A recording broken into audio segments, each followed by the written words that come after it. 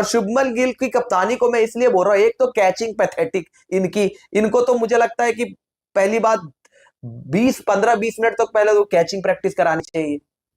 Catches छोड़ देते हो भाई, लड्डू कैच सिराज भाई, सिराज से बड़ा, मैं कह रहा हूं सिराज से गड्ढा तो मतलब क्या ही बोलूं। कैचेस हाथ ही आपसे पकड़ी नहीं जाती सिराज जी, कैचेस आप छोड़ देते हो इस तरीके से। अरे वो कैच अगर सिराज पकड़ लेता भाई, ये मैच इंडिया के मुट्ठी में था, ये इंडिया की गिरफ्त में था मुकाबला। मोहम्मद सिराज को बस कुछ नहीं करना था, पॉइंट पे खड़े थे, इजी कैच आया था, स्पिनर था सामने भाई। अक्सर को तो चलो तेज बॉल लगी, चिप गई उसके, तो उंगली पे भी चली गई उसकी, फिर भी वो चलो बॉलिंग कराने आया। सिराज को तो लड्डू कैच मिला था। अबे विकेट सिराज से ली नहीं जाती अब फ्रंट। चलो शुरू में आपने बहुत अच्छी बॉलिंग कर दी जी, बॉल हिला दिया, क्या करूं भाई उसका, विकेट तो नहीं मिली ना आपको। ऊपर से कप्तान शुभमन गिल, वो तो और अलग तरीके से चल रहे थे, शुभमन गिल की कप्तानी और अलग टेंजेंट पे भाग रही थी।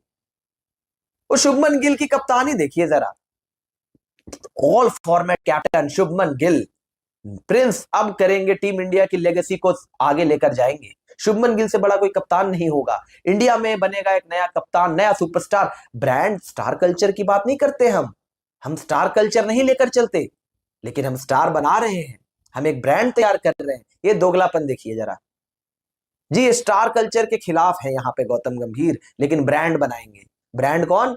आपका नया नवेला कप्तान, जिसको कप्तानी का अभी तक तो मुझे लगता है ओडीआई में सी का भी अंदाजा नहीं है, इसलिए थोड़ा हार्श हो रहा हूं शुभमन गिल के ऊपर। आपको भी लग रहा है शुभमन गिल के ऊपर क्यों चढ़ रहे हैं ये? शुभमन गिल की कप्तानी आप मुझे बताइएगा जरा, पहले 10 ओवर में जब अर्शदीप और सिराज ऑपरेट कर रहे थे सब सही चल रहा था, सब सही चल रहा था। मुझे भी 10 ओवर में 40 रन बने थे, 2 विकेट, गेम में थी इंडिया। शुभमन गिल ने 2 चेंज किए, पहला तो ऑब्वियसली फर्स्ट चेंज में हर्षित राणा को लाना था, दूसरा चेंज उन्होंने किया वॉशिंगटन सुंदर। वॉशिंगटन सुंदर को पहले ओवर दिया। अच्छा जी, सुंदर को जब ओवर दिया, सबसे पहले तो आपने 2 विकेट निकाल लिए थे। आप क्या सोच रहे थे कि ऑस्ट्रेलिया 265 50वें ओवर में जाकर चेस करेगा? आपने क्या सोच रखा था कि 265 का टारगेट, ये कोई 49 ओवर 50 ओवर तक गेम जाएगा, जबकि उनके हाथ में विकेट्स होंगे तो वो 42 45 ओवर में कर देंगे, जो कि उन्होंने कर दिया, मुंह पे लानत फेर दी। मुझे कप्तानी समझा दीजिए जरा कि ये जब वॉशिंगटन सुंदर को जब 12वें ओवर में लाया गया, एक तो चलो आपने सोचा कि सुंदर मेरा जो इस टाइम पे मैं सुंदर के साथ ऑपरेट करूंगा, पहली बॉल पे स्लिप में कैच जाता है मैथ्यू शॉट का। आपको विकेट चाहिए होता है अगर आप लो टोटल डिफेंड कर रहे होते हो ना। आप किसी मैं कह रहा हूं, अगर किसी भी आम छोटे बच्चे से भी पूछोगे ना जो क्रिकेट खेल रहा होगा, वो भी बता देगा कि अगर छोटा टोटल है तो आप कैसे मैच जीत सकते हो। आप गेम रोक के मैच नहीं जीत सकते, गेम कंटेन करके मैच नहीं जीत सकते, विकेट लेकर मैच जीत सकते हो। शुभमन गिल जी ने ये किया ही नहीं भाई ने, पूरा गेम ड्रिफ्ट होने दिया। वॉशिंगटन सुंदर आ रहे हैं, स्लिप गायब है। जब वो एज लगा पहली बॉल पे, तब रोहित याद आया, अरे हाँ स्लिप रह गया था, रोहित आ रहे हैं स्लिप में। फिर रिएक्टिव कप्तानी, चीजों को होने का इंतजार करना, खुद से दिमाग नहीं लगाना। और उसके बाद जब वॉशिंगटन सुंदर ने वहां पर चांस क्रिएट कर दिया था, तो आपने वॉशिंगटन सुंदर को बाहर कर दिया, आपने वॉशिंगटन सुंदर को बाहर कर दिया सर, दूसरा ओवर दिया ही नहीं। फिर वहां पे आगे बॉलिंग कराने नीतीश कुमार रेड्डी, रेड्डी जी आ गए, तो रेड्डी जी आ गए तो रेड्डी जी ने एक मौका दिलवा दिया किसी तरीके से।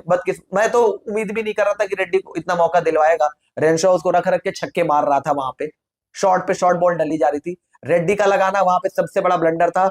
वॉशिंगटन चाहे वो कैच ड्रॉप हुआ हो अक्षर पटेल से, वो भी भाई साहब चपेट मारी थी मैथ्यू शॉट ने, इतनी तेज शॉट मारी थी, वो तो हाथ सामने खड़ा था।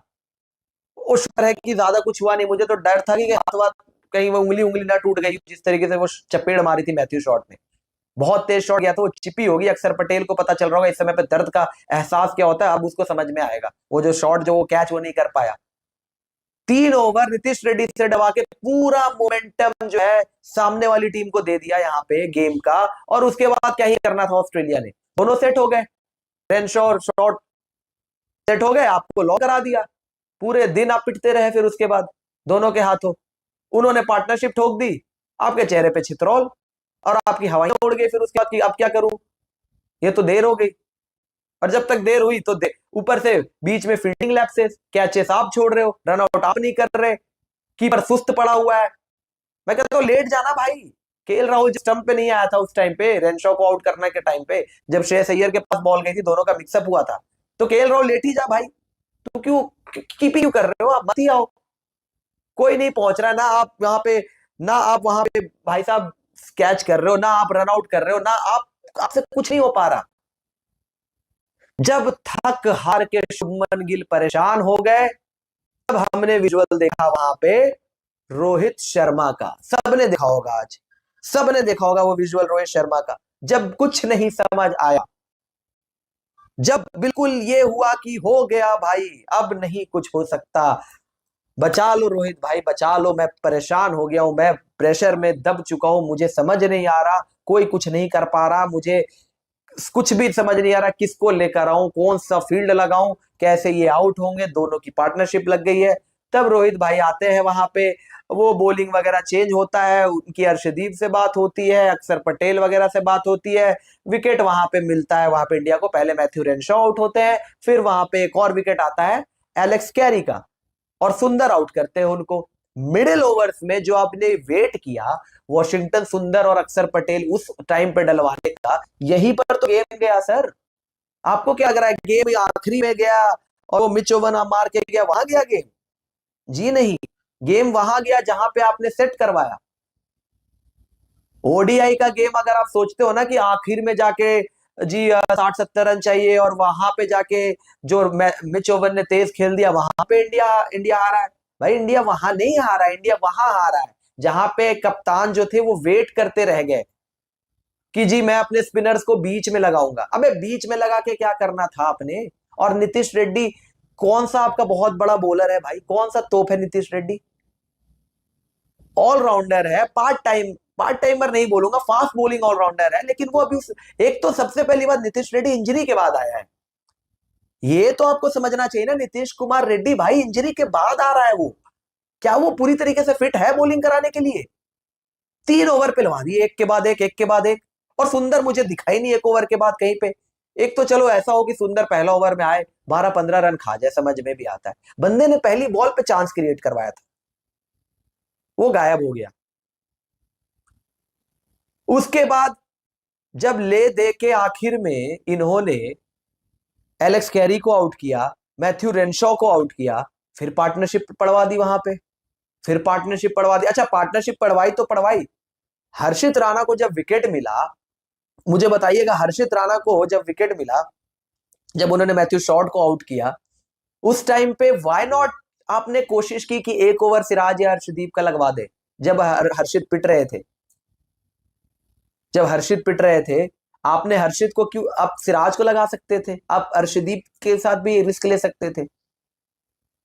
तो ये जो कप्तानी हुई है, उसके बाद में बैटर्स पे आऊंगा। देखो रन्स आपने भी देखा होगा दोस्तों, रन्स इतने भी कम नहीं थे भाई, इतने भी कम नहीं थे, दिक्कत उनको भी हुई।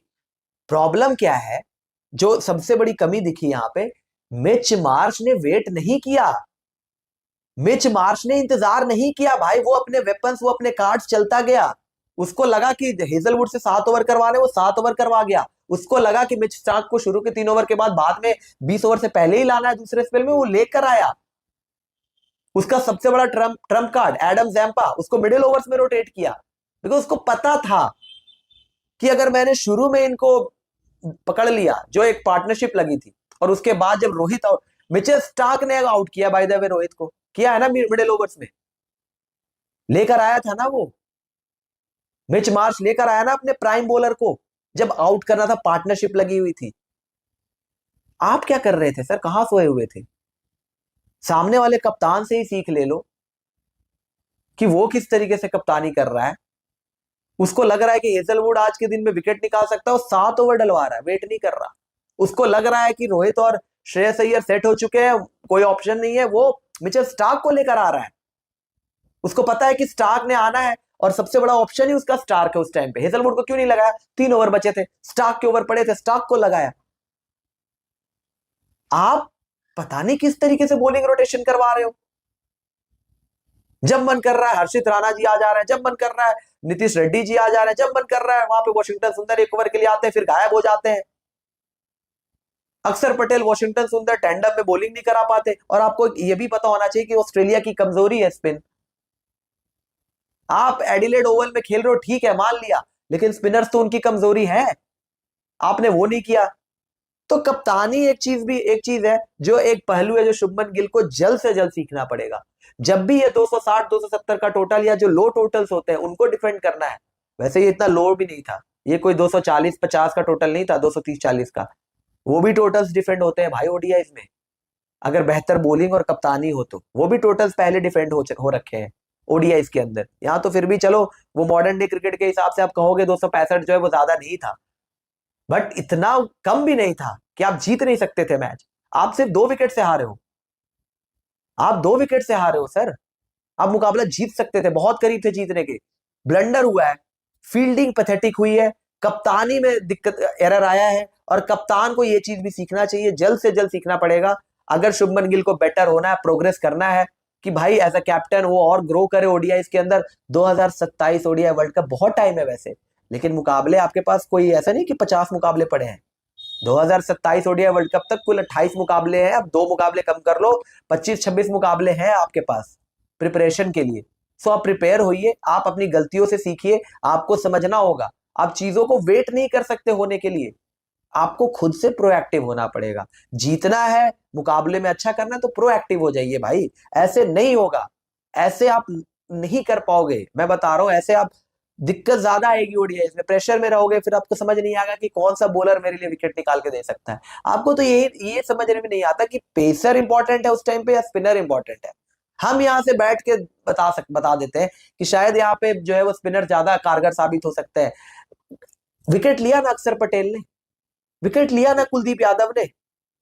मैंने आपको अभी मैंने आपको अभी जो स्कोर कार्ड अभी आपको बताया था, 2 विकेट वहां पे लिए, 2 आउट किए वॉशिंगटन सुंदर ने। ओवर कितने डाले,